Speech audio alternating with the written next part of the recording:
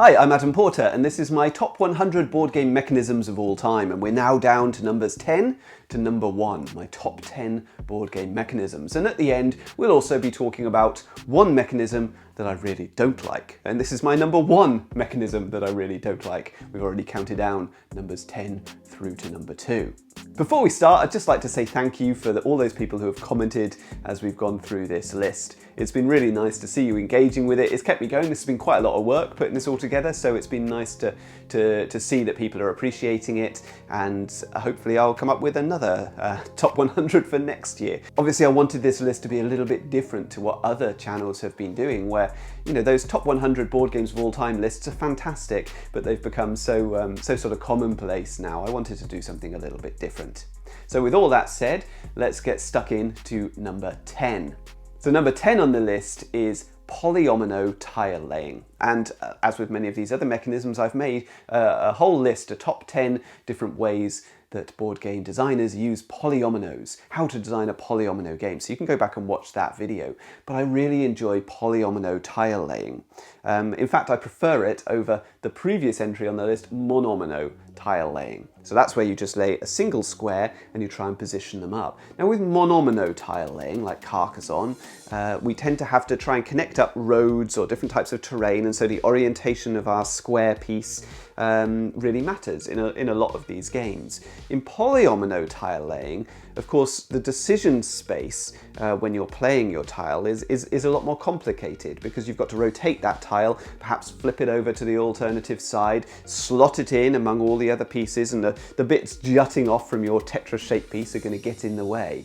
And so, because your decision space is already quite large, we don't need all that interconnecting terrain and roads and things like that. In fact, if you tried to put all of that onto a polyomino piece, I think the decision space would probably be too large. I'd like to see someone try and see if they can make it work. But generally, a polyomino piece is what it is. It's a red piece, it's a blue piece, it's this type of building, it's that type of building, and then it's all about rotation and flipping and slotting it in to try and fill spaces in your grid.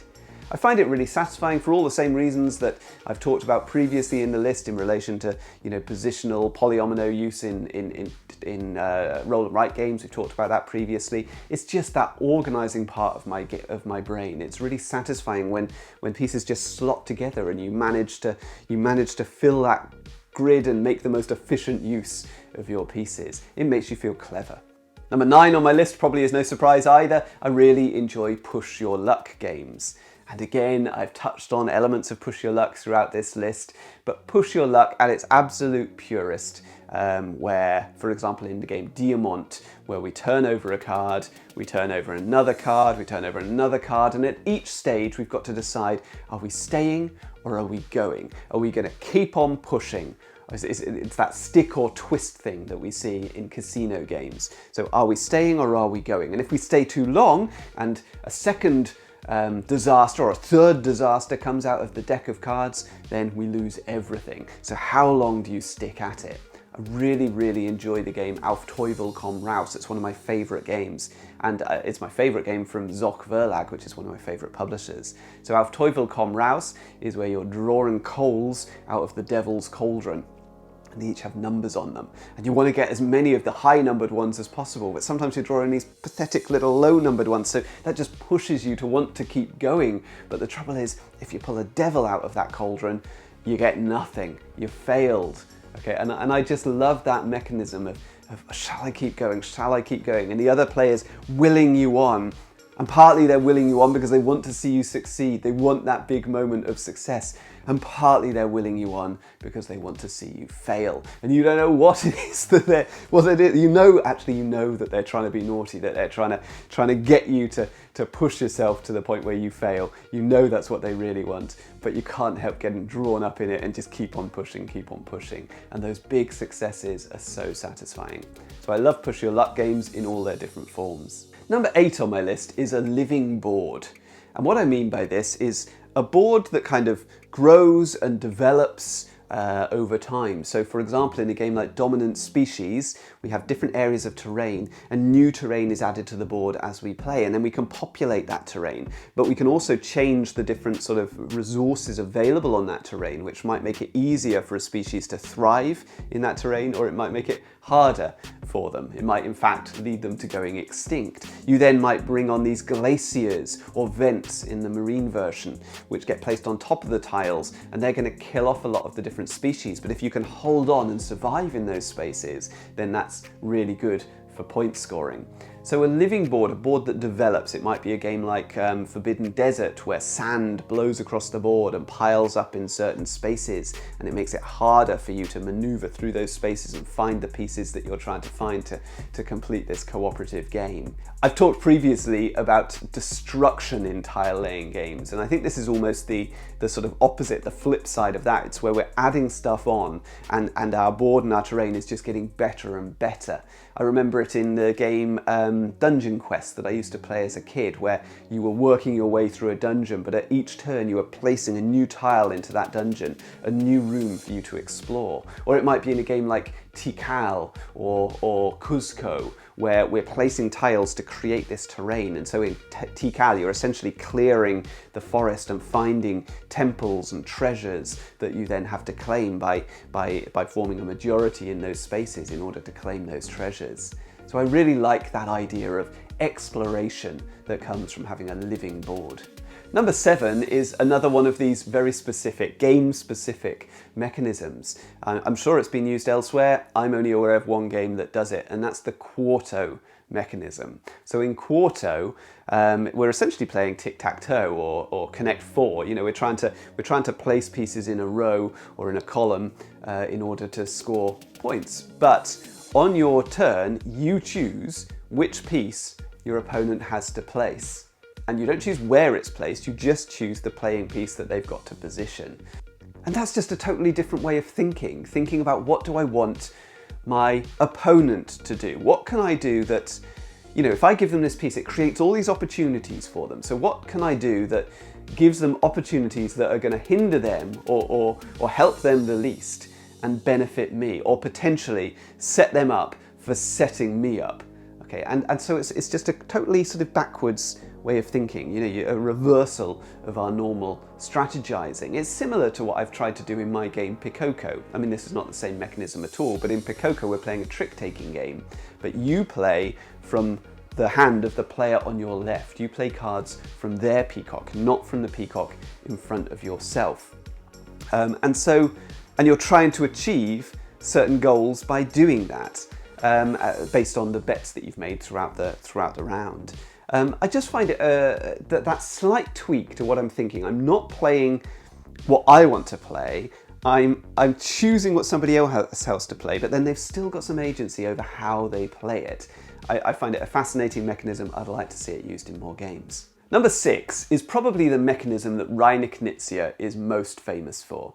So this is his mechanism. Let's call it the Knizia scoring mechanism. I don't know what the name for this mechanism is, but this is where you collect up a variety of different resources, okay, and they're all worth points, but you're only going to score points for the resource that you have the least of. So in Tigris and Euphrates, you're going to be collecting up red cubes and blue cubes and yellow cubes and green cubes, or I can't remember what the colours are, but you're getting a bunch of different coloured cubes. And in theory, they're all worth points. So having loads of cubes is fantastic. I might be doing brilliantly in the red cubes, but that's not going to score me anything if I'm not doing very well in yellow, okay? Because it's the lowest number, the colour that I've got the least of, that is going to score. And of course, essentially, this is a different way of thinking about sets, isn't it? You're going to score a point. Another way of thinking about it in Tigris and Euphrates is you're going to score 1 point for each complete set of every coloured cube, and any leftover cubes score nothing.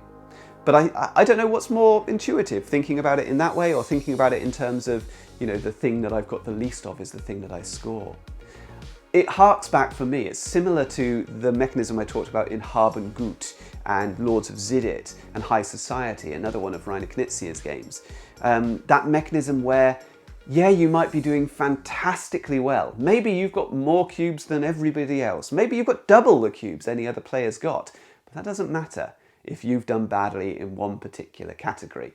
Okay, okay, you're not being eliminated at the end of the game, but still, you're not going to win just because you've got the most cubes. You've got to keep an eye on, have I done a little bit of everything? Have I done enough in that lowest category in order to succeed?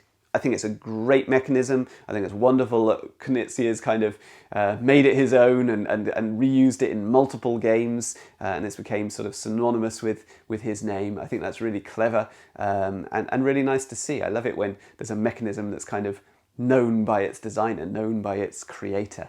Number 5 on my list of mechanisms is straight up combos, combinations, okay? So this card works so well with this card. Okay, I play this card and then it powers up this other card I've got, and then I can play this other card as a result, and so I can chain these different effects and have a mega turn, and these combos tend to build up through the game. So it could be something like Dominion. Dominion's great for this, where, you know, at the start of the game I play a single card, I use a single action, it's pretty low key, maybe I'll buy another card. By the end of the game I'm playing, right, I'll play this card which allows me to play this card, and then I draw this card, and then I can play that card which powers up this card, which allows me to buy these cards. And these effects just chain and layer on top of each other, which means you just get that momentum and those exciting later turns in the game, and a real sense of progress as you work your way through. I find that really, really satisfying. It makes up for a lot in terms of, you know, lack of narrative. If you've got a game that's fairly abstract like Dominion, where there's not much story going on, but we're creating our own story here. Okay, maybe not a thematic story, but we've got a sense of something's happening. You know, things are getting bigger, my turns are getting better, I'm getting more and more excited, the adrenaline's flowing, okay? And that in itself kind of makes up for that lack of thematic immersion because you're so immersed in the gameplay. So I love combinations. Again, it's a mechanism that makes me feel clever, makes me feel like I'm achieving something, and makes me feel like the game has a real sense of drive and momentum. Number 4 is a really broad category, and it is dice rolling. Just generally dice rolling. I've talked previously about the Yahtzee mechanism. You know, I've talked about push your luck. All these things feature in dice rolling games. I've talked about roll and write games and all this stuff. But basically, I just love having a handful of dice and rolling it.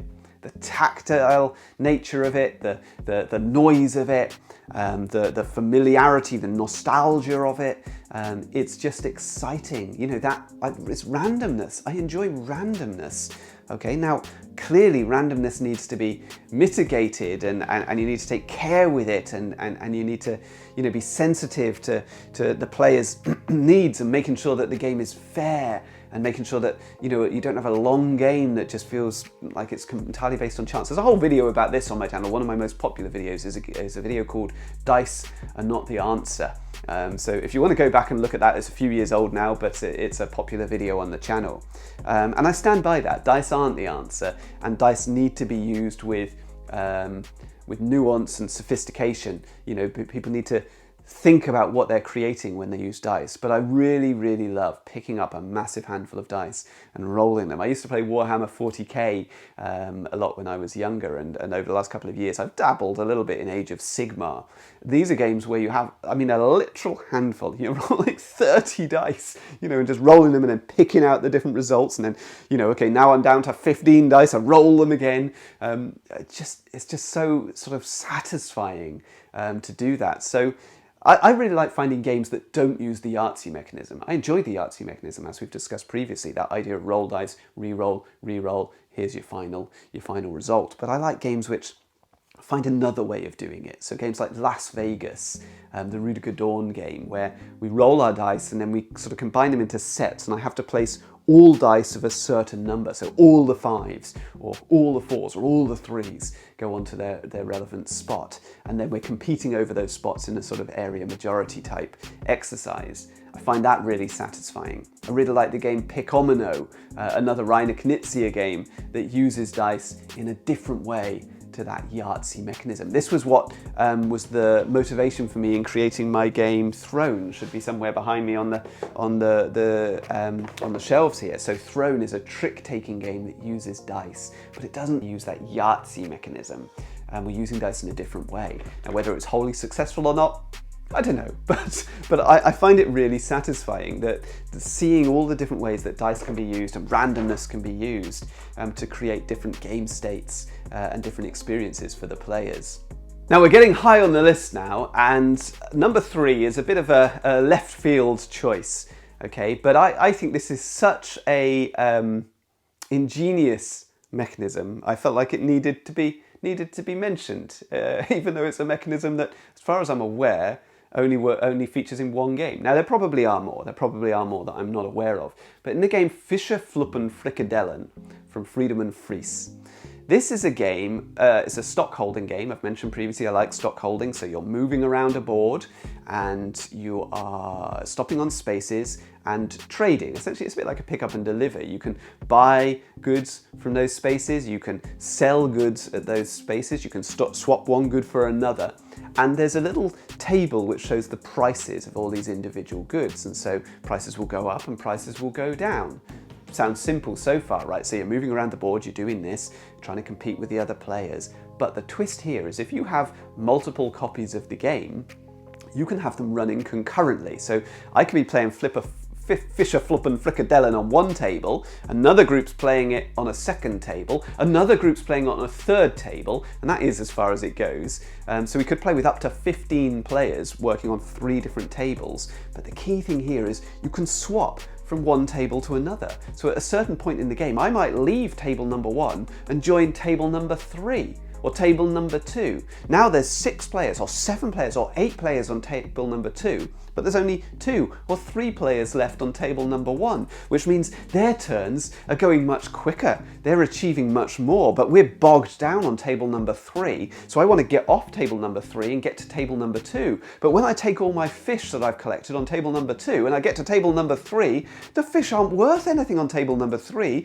The fish stocks have plummeted on table number 3. I need to get back to table number 1 where fish are worth an absolute fortune. And so players are switching around between the different tables and they don't know what's going on because those tables are far enough apart that you can't see what's happening in those different environments. So you're taking a bit of a chance when you take that ferry and you travel to that different environment and then you start exchanging your stocks. Now clearly it's chaotic, it's hard to control what you're doing, it's silly, it's impossible to get 15 players together for a game, virtually impossible. I hardly ever have managed to get games of Fischer, Fluppen, Frikadellen.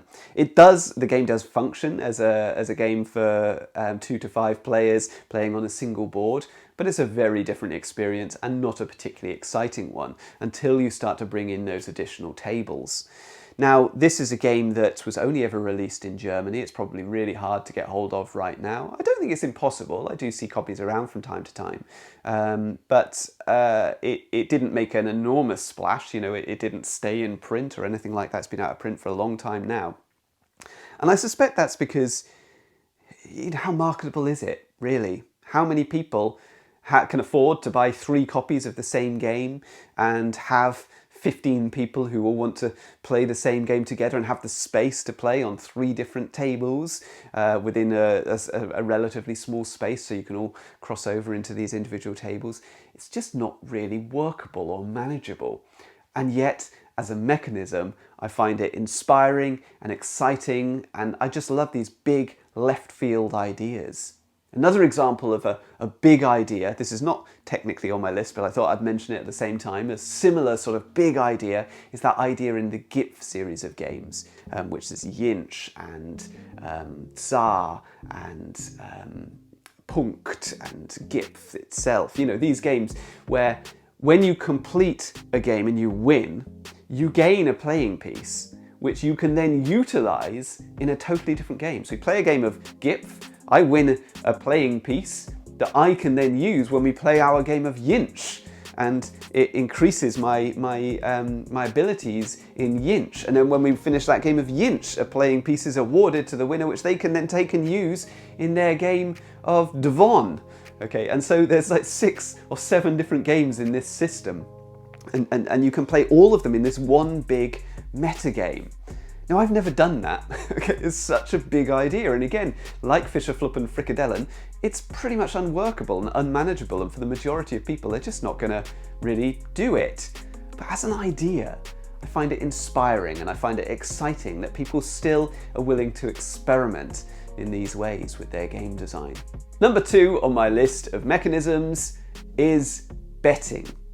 Now, I really like, as a younger person, before I was into the modern board gaming hobby, I was always a gamer. As a child, I was always playing board games, but as a young adult, I really liked playing poker. Just with my mates. I wasn't going to casinos and I wasn't putting big money down, but I always felt that poker only really works when there's real money on the line. And, you know, if it was just a 50p or a pound, it never quite felt enough. You know, it needed to be £5, £10 I was putting on the line. So if I won, I was getting 50, 60 pounds from that evening. And if I lost, well, I've lost £5 or a tenner, but I've had a really fun evening. I really liked that level of stakes that goes into betting, and it links up with push your luck, of course. You know, placing a bet and hoping that you're going to manage to pull it off, particularly in a game that's relatively random like poker. But the excitement that you get in just the excitement from gambling, essentially, is it's real. You know, the dopamine rush, the adrenaline involved in all of this. There's no wonder people get addicted to this stuff, and thankfully. I was going to say I don't have an addictive personality, but you've only got to look at the shelves of board games behind me to know that, yeah, there's probably some things I'm addicted to, but thankfully gambling isn't one of them. But in a board game, if they can pull off that same thrill, but without the money being at stake, then that's fantastic. So games that do it really well, my favourite is Auf Teufel komm raus. I think that's a wonderful example of a game where, you know, you feel like you're gambling. You are essentially gambling, but you're gambling with fake money. But the gameplay is exciting enough that you don't really notice that there's nothing more at stake than who wins or loses the game. You know, it doesn't really matter. It's just you still get those thrills of the big wins and the big losses and the, you know, okay, I'm going to put this ridiculously ambitious bet down, and then can I pull it off? You know, that's so exciting. I like betting games, gambling games like Camel Up, where we're racing those camels around the track and we're betting on which camels are going to win, and you know, and then seeing your camel running ahead, falling behind, you know, pushing its way through at the last moment, and then revealing who's bet on what and who gets the money.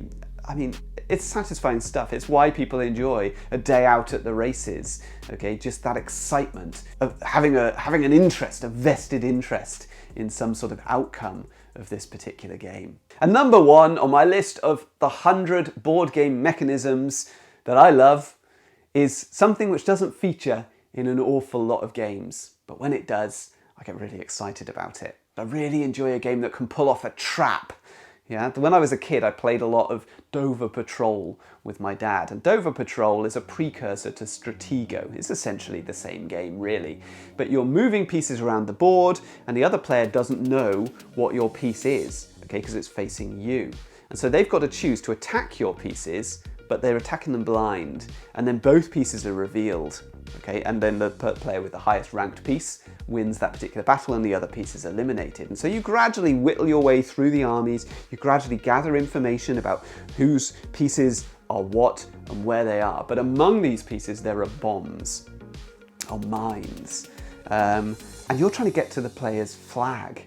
And so there's nothing more satisfying than having a really powerful piece sat there and pretending that it's the flag. Now, you don't have to outright lie. I've separated this out from lying because this is more about bluffing. It's about the fact that your actions in the game imply to the other players that something is true. And then if the other players fall for it, well, that's on them. I never said that that was the flag. When you attacked that bomb there and lost your most powerful piece, that's not on me. I never said that it was the flag, okay? You deduced that from my actions, and maybe I led you down that path a little bit. Okay, but there's something really satisfying about setting a trap and then your opponent falling for it. Okay, as I say, doesn't feature in enough games. I'd really like to see more opportunities for me to set traps and then other people fall into those traps. In a recent game of Dungeon Bowl, I was playing, my opponent was better than me, doing better than me, winning the game essentially. They'd just grabbed the ball and There was no way I was going to be able to catch them. All I had was a tiny little Noblar, which is like a little goblin character. He wasn't going to be able to deal with my opponent's monsters that they had control of, and they were going to run away with the ball and score a touchdown. Okay, but what they hadn't noticed was that there was a treasure chest sat just near them. Okay, and I had spotted it. I knew that there was a treasure chest there, sat right near them. They hadn't grokked it. And those treasure chests tend to explode okay, when you open them and knock the players over that are adjacent to them. So all I needed to do was kind of tempt my opponent into staying around that treasure chest area. And then I could get in there with my little Noblar, my little goblin. I could open that chest, and yes, I'm sacrificing my Noblar because he's going to be knocked over too, but I could knock over my opponent and the ball was going to scatter and I was back in with a chance. What a satisfying moment in a game when the player doesn't see it. They don't see it coming. They've walked into your trap and then you pull it off and you have that big dramatic moment in the game. Okay, I love traps. Let's have more of those, please. Game designers watching this, games with traps, right up my street. And if you know of any games with good sort of trap mechanisms in them, let me know because I want to play them. And all that leaves me with is telling you my number one board game mechanism which I really don't enjoy. So we've counted down from 10 down to 1. This is the final one on the list. The mechanism that I really, really don't enjoy in games, and it might feel minor to you and it might feel petty, but I hate it when a game has a card which says play this card, search the discard pile and find another card, choose a card to play. Or even search the deck. Okay, play this card, you can search through the deck and then there's another card to play. Can you imagine if this happened in Wingspan? That deck of cards, particularly with the expansions, if there was a card which said search the discard pile or search through the deck and find a bird that you want to play, oh my god, I would absolutely hate it. It would be so slow. The other players would be spending their time there looking through that deck. Everybody else is just sat there bored. Oh, come on, get on with it. You know, but they're not doing anything wrong, that player, because that's what the card allows them to do. Now, by rights, it should be an interesting mechanism, right? In theory, it works. You know, okay, you've got a choice of different cards, so let's lay it. But so many cards in those discard piles. I love the game Abyss. The Abyss is my second favourite game of all time. But I remove those cards. The cards and tiles which say search through the discard pile and choose. Oh, I just take them out. The game is better without them. The game works without them, it doesn't ruin anything, and those cards just serve to slow the game down. Okay, I've mentioned previously on my list of 10 things, the ability to use other players' powers, and it's a very similar feeling that this creates in me, except this is worse. Because you've got so many options available and they're searching through and they go, oh, what does this card do? Oh, okay, let's get into the rule book and just check, just clarify, what does this card do here?